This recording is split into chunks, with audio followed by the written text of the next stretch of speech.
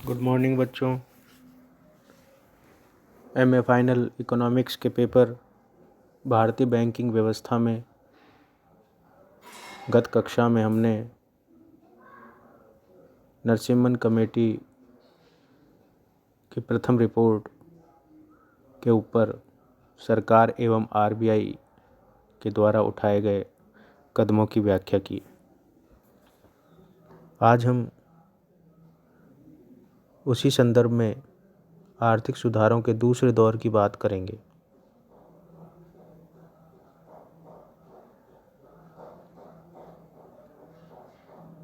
उन्नीस सौ 97-98 की आर्थिक समीक्षा के अनुसार कार्यात्मक तथा भौगोलिक कवरेज के रूप में महत्वपूर्ण उपलब्धियों के बावजूद हमारी बैंकिंग प्रणाली को अंतर्राष्ट्रीय स्तर की प्रतिस्पर्धा में आने के लिए अत्यधिक सुधारों की आवश्यकता को बतलाया गया। इसके लिए वित्तीय निष्पादन बढ़ाने और उच्च क्षमता को प्राप्त करने की आवश्यकता को इंगित किया गया। पूर्व एवं दक्षिण पूर्व एशिया के देशों के अनुभव ने अधिक सुदृढ़ और अधिक सुसंगठित वित्तीय प्रणाली, विशेष रूप से बैंकिंग प्रणाली के महत्व को रेखांकित किया ताकि वैश्वीकरण की नवीन जोखिमों से निपटा जा सके। इस समय 1997 में पूर्व एवं दक्षिण पूर्व एशिया में बैंकिंग ढांचे के चरमराने से, आर्थिक स्थिति डामाडोल होने से आर्थिक मंदी आ गई थी। उपरोक्त परिप्रेक्ष्य में बैंकिंग क्षेत्र को सुदृढ़ बनाने के लिए उसके प्रयास में भारत सरकार द्वारा गठित द्वितीय नरसिम्हन समिति ने अपना प्रतिवेदन 23 अप्रैल 1998 को भारत सरकार को सौंपा। इस समिति ने बैंकिंग क्षेत्र के लिए निम्न सिफारिशें की। पहली सिफारिश संरचनात्मक मुद्दों से संबंधित थी, जैसे पहला, सुदृढ़ वाणिज्यिक बैंकों का पारस्परिक विलय किया जाना चाहिए, लेकिन कमज़ोर बैंकों के साथ नहीं। नरसिम्हन समिति द्वितीय ने अपनी दूसरी रिपोर्ट 1998 में कहा कि वाणिज्यिक बैंक जो मजबूत हैं, वित्तीय रूप से सुदृढ़ हैं, उनका विलय किया जाना चाहिए, लेकिन उनका विलय कमज़ोर बैंकों के साथ नहीं किया जाना चाहिए, क्योंकि वह मजबूत बैंक के ऊपर भार के रूप में काम करेंगे। दूसरी सिफारिश थी कि देश के कुछ बड़े बैंकों को अंतर्राष्ट्रीय स्वरूप प्रदान किया जाना चाहिए, ताकि देश में बैंकिंग के क्षेत्र में अंतर्राष्ट्रीय माहौल और अंतर्राष्ट्रीय प्रतिस्पर्धा का माहौल बन सके। कमज़ोर बैंकों की पुनर्स्थापना के लिए नरसिम्हन समिति ने कहा कि नैरो बैंकिंग की अवधारणा को अपनाया जाना चाहिए, और यदि पुनर्स्थापना में यह अवधारणा सहायक न हो तो उन्हें बंद कर देना चाहिए। एक अन्य सिफारिश के अनुसार समिति ने सिफारिश की कि प्रबंधन के लिए बैंकों के बोर्डों को पूर्ण स्वायत्तता दी जानी चाहिए। इसके तहत बोर्डों को स्वायत्तता देने के कारण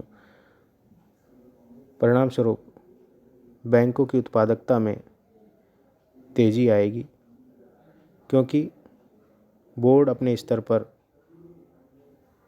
निर्णय ले सकेंगे।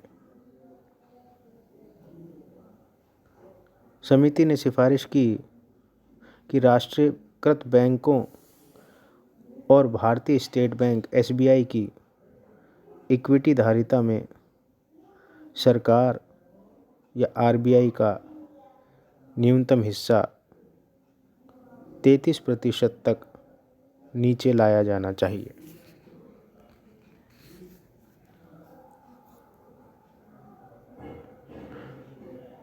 इस हिस्से को नीचे लाने की मंशा यह थी कि ये बैंक प्रतिस्पर्धी बन सकें और सरकार का अनावश्यक नियंत्रण को समाप्त किया जा सके। समिति ने सिफारिश की कि बैंकों में तेज़ी के साथ कंप्यूटरीकरण किया जाना चाहिए और रिलेशनशिप बैंकिंग अर्थात सह संबंधी बैंकिंग पर ध्यान केंद्रित किया जाना चाहिए। 1991 के हर्षद मेहता घोटाले को देखते हुए समिति ने सिफारिश की कि बैंकों में डीमैटेरियलाइज्ड सिस्टम या डीमैट सिस्टम को लागू किया जाए, जिसमें कागज़ रहित व्यवसाय हो। कागज़ का प्रयोग करके हर्षद मेहता घोटाला हुआ था, लेकिन कंप्यूटरीकरण के तेज़ी से विकास एवं प्रयोग के कारण कागज़ रहित सौदे हो सकेंगे, जिससे कोई हेरफेर नहीं की जा सकती है।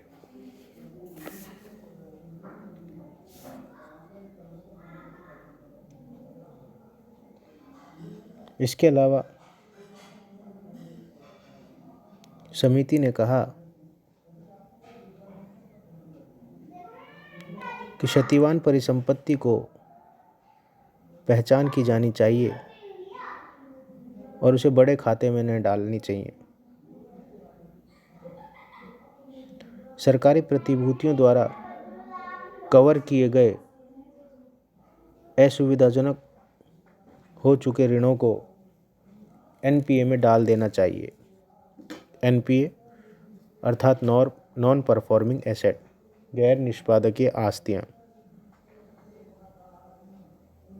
उच्च NPA पोर्टफोलियो बैंकों के लिए संदेहास्पद क्षति श्रेणी की सभी ऋण परिसंपत्तियों की पहचान की जानी चाहिए। उनके वसूली योग्य मूल्य का निर्धारण किया जाना चाहिए और इन्हें एक परिसंपत्ति पुनर्निर्माण कंपनी को अंतरित कर दिया जाना चाहिए, जो कि NPA बॉन्ड जारी कर सके। इस संदर्भ में वैकल्पिक नीति के रूप में NPA से ग्रसित बैंक स्वयं ही NPA बॉन्ड जारी कर सकते हैं, जो द्वितीय स्तर की पूंजी का भाग बन सकता है। सिफारिश में यह भी कहा कि 2 लाख रुपए से कम के ऋणों पर ब्याज संबंधी आर्थिक सहायता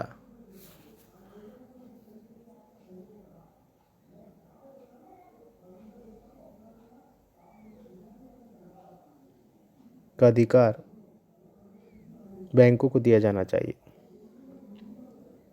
प्राथमिक क्षेत्र के लिए ऋणों में ब्याज संबंधी आर्थिक सहायता पूर्णतः समाप्त की जानी चाहिए। स्पष्ट है कि एक और ऋणों में ब्याज संबंधी आर्थिक सहायता को समिति ने पूर्ण समाप्त करने की बात कही, तो दूसरी ओर 2 लाख रुपए से कम के ऋणों पर ब्याज का निर्धारण का अधिकार बैंकों को देने की सिफारिश की गई। अन्य सिफारिश के तहत समिति ने विवेकपूर्ण मानदंड और प्रकटीकरण की अपेक्षाएं की। समिति ने सिफारिश की कि ब्याज या मूलधन की किश्त 180 दिन अर्थात 6 महीने तक न चुकाने पर आय का सृजन बंद हो जाना माना जाता है। इस सीमा को 2002 तक घटाकर 90 दिन अर्थात 3 महीने के स्तर पर लाया जाना चाहिए।